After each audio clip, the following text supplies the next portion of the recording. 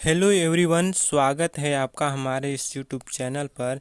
आज हम आपके लिए लेकर आए हैं सीजी बोर्ड कक्षा 12वीं के हिंदी विषय के गद्य खंड के पाठ 1, जिसका नाम है बाजार दर्शन। दोस्तों, बाजार दर्शन पाठ के लेखक श्री जैनेंद्र कुमार जी हैं और चलिए देखते हैं आगे इनका जीवन परिचय। तो दोस्तों, इनका जन्म सन 1905 ईस्वी में अलीगढ़ उत्तर प्रदेश में हुआ था और इनकी मृत्यु 1990 ईस्वी में दिल्ली में हुआ था। बचपन में ही इनके पिताजी का देहांत हो गया था तथा इनके मामा ने ही इनका पालन पोषण किया।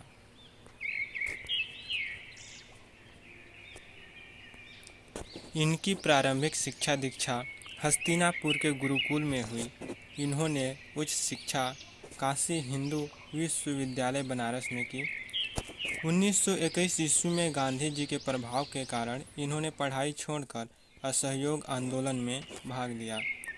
अंत में ये स्वतंत्र रूप से लिखने लगे।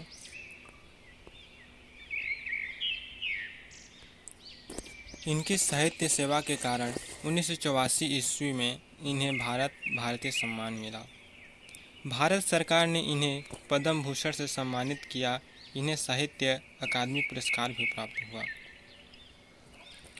दोस्तों, इनकी रचनाएं देखने से पहले हम थोड़ा सा इस टॉपिक पर चर्चा करते हैं कि इस पाठ में जो मेन बिंदु है वो कौन कौन से हैं।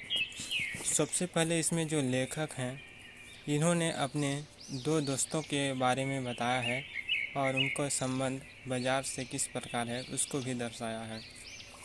इस पाठ में उन्होंने सबसे ज़्यादा भगत जी को महत्व दिया है और इस पाठ में जो भी घटनाएं हमें प्रभावित करती है वो भगत जी की ही द्वारा किए गए काम हैं। तो दोस्तों, अब देखते हैं हम इनकी रचनाएं। इनके उपन्यास हैं परख, अनामी स्वामी, सुनीता, त्यागपत्र, कल्याणी, जयवर्धन, मुक्तिबोध। और इनका कहानी संग्रह है वातायन, एक रात, दो चिड़िया फांसी, नीलम देश की राजकन्या, पाजेब। और इनका निबंध संग्रह प्रस्तुत प्रश्न, जड़ की बात, पूर्वोदय, साहित्य का श्रेय और प्रिय सोच विचार, समय और हम हैं। और इनके साहित्यिक विशेषता की बात करें तो हिंदी कथा साहित्य में प्रेमचंद्र के बाद सबसे महत्वपूर्ण कथाकार के रूप में जैनेंद्र कुमार प्रतिष्ठित हुए। इन्होंने अपने उपन्यासों व कहानियों के माध्यम से हिंदी में एक सशक्त मनोवैज्ञानिक कथा धारा का प्रवर्तन किया है। अब हम शुरू करते हैं, अपने पाठ में आगे बढ़ते हैं। दोस्तों, हम इस कहानी को शॉर्ट में बताने का प्रयास करेंगे। यदि आप इसका पूरा वीडियो चाहते हैं तो आप कमेंट बॉक्स में कमेंट करें, हम उसका पूरे वीडियो उपलब्ध करा देंगे। तो चलिए शुरू करते हैं। बाजार दर्शन जैनेंद्र कुमार जी द्वारा लिखित एक प्रसिद्ध निबंध है जिसमें उन्होंने उपभोक्तावाद, बाजारवाद के बारे में खुलकर अपने दिल की बात रखी है। लेखक कहते हैं कि बाजार का आकर्षण ही ऐसा है कि व्यक्ति अपना संयम खो देता है और गैर जरूरी चीज़ों को भी खरीद लेता है। भले ही बाद में उसे इस बात का एहसास होता है कि उसने बाजार की चकाचौंध से आकर्षित होकर गैर जरूरी चीज़ें खरीद ली है। लेखक कहते हैं कि उपभोक्तावाद व बाजारवाद की संस्कृति जिस तरह हर रोज फल फूल रही है और उसने जिस तरह से लोगों के बीच अपनी जबरदस्त पकड़ बनाई है, वह समाज और व्यक्ति दोनों के लिए अच्छा नहीं है।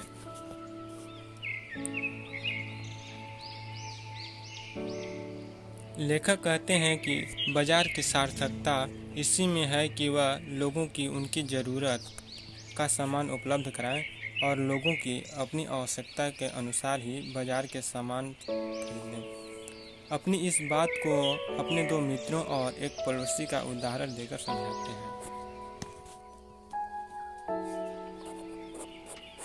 निबंध की शुरुआत करते हुए लेखक कहते हैं कि उनके एक मित्र जो अपनी पत्नी के साथ कुछ ज़रूरत का सामान लेने बाज़ार गए, लेकिन बाज़ार पहुंचने पर उन्होंने इतना गैर ज़रूरी सामान खरीद लिया कि उनके घर वापस आने के लिए रेल का टिकट खरीदने तक के लिए भी पैसे नहीं थे। इस घटना पर वो अपने विचार रखते हुए कहते हैं कि पैसा ही पावर है, क्योंकि आज पैसे से सही सब कुछ खरीदा जा सकता है।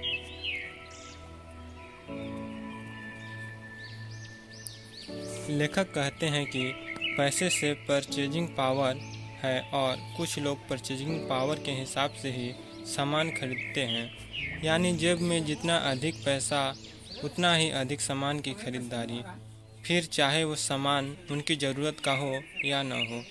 ये लोग इसी पावर का इस्तेमाल करने में खुशी महसूस करते हैं।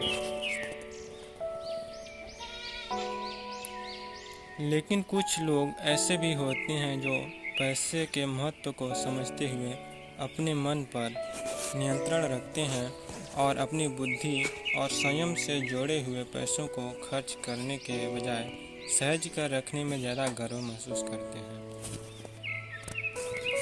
लेखक ने जब अपने मित्र से पूछा इतना सामान क्यों खरीदा, तो उन्होंने जवाब दिया कि यह बाजार तो शैतान का जाल है, जहां सामान को कुछ इस तरह रखा जाता है कि आदमी आकर्षित हुए बिना नहीं रह सकता।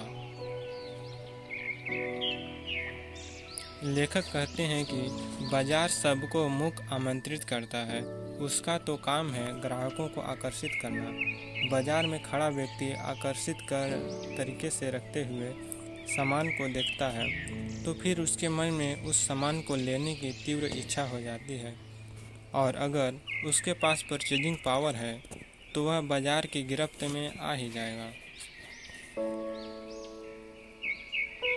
एक और मित्र का उदाहरण देते हुए लेखक कहते हैं कि उनके एक और मित्र जो दिल्ली के चांदनी चौक में चक्कर लगाकर बिना कोई सामान खरीदे वापस लौट आए।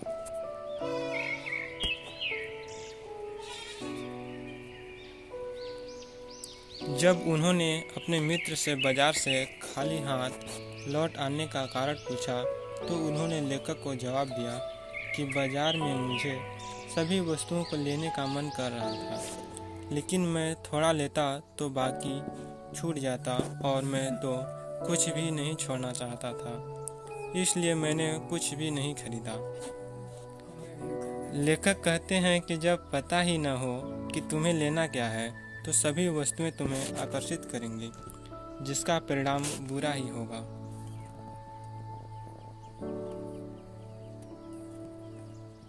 लेखक आगे कहते हैं कि बाजार के जादू से कैसे बचा जाए। बाजार में एक जादू है जो आँखों के रास्ते काम करता है। अगर मन खाली हो तो बाजार जाना नहीं चाहिए, क्योंकि आँखों के बंद भी कर लेते हैं तो तब भी मन यहाँ वहाँ घूमता रहता है। मगर हमें अपने मन पर खुद ही नियंत्रण रखना होगा, क्योंकि अगर व्यक्ति की जेब भरी है और मन भी भरा है तो बाजार का जादू उस पर असर नहीं करेगा।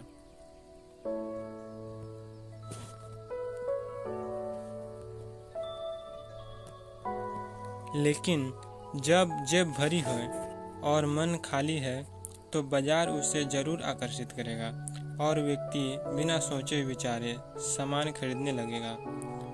बाजार के जादू से बचने के लिए व्यक्ति के भीतर आत्मिक संतोष व आत्म नियंत्रण होना आवश्यक है, जिससे वह किसी लालच में पड़ न जाए। लेखक अपने एक पड़ोसी का उदाहरण देते हुए कहते हैं कि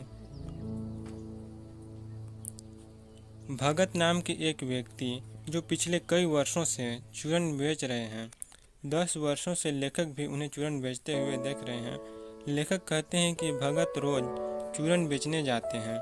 वह उतना ही चूरन बेचते हैं जितने में उन्हें 6 आने की आमदनी होती है। 6 आने की कमाई होने के बाद वो बिना किसी लालच के बचा हुआ चूरन बच्चों में बांट देते हैं। वो चाहते तो और भी पैसे कमा सकते थे, लेकिन वह ऐसा नहीं करते हैं।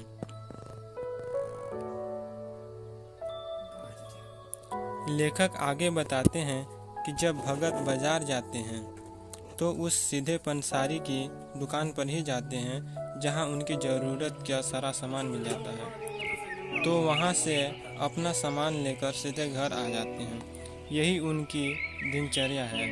इसके अलावा वो न तो बहुत पैसा कमाने का लालच रखते हैं, न गैर जरूरी सामान खरीदने का।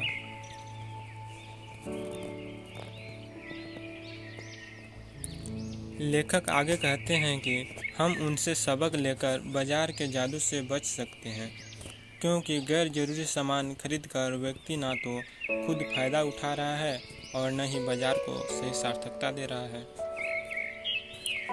बाजार की सार्थकता भी तभी है जब व्यक्ति केवल अपनी ज़रूरत का सामान खरीदे।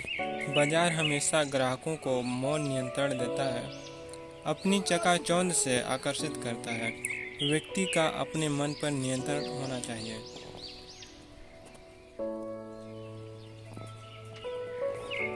लेकिन जो लोग अपनी इच्छाओं पर नियंत्रण नहीं रखते हैं, वो अपनी परचेजिंग पावर के गर्व से अपने पैसे से केवल एक विनाशक शक्ति, शैतानी शक्ति और व्यंग की शक्ति ही बाजार को देते हैं। ऐसे व्यक्ति न तो खुद बाजार से कुछ लाभ उठा सकते हैं और न ही बाजार को लाभ दे सकते हैं।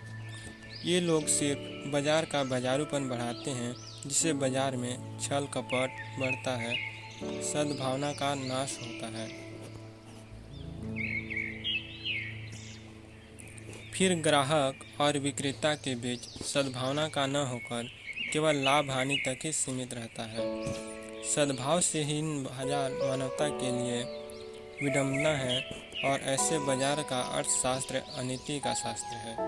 तो दोस्तों, हमारा पाठ यहीं पर समाप्त होता है। यदि आपको इसके प्रश्न उत्तर और आगे के पाठ जानना है तो चैनल पर बने रहिए।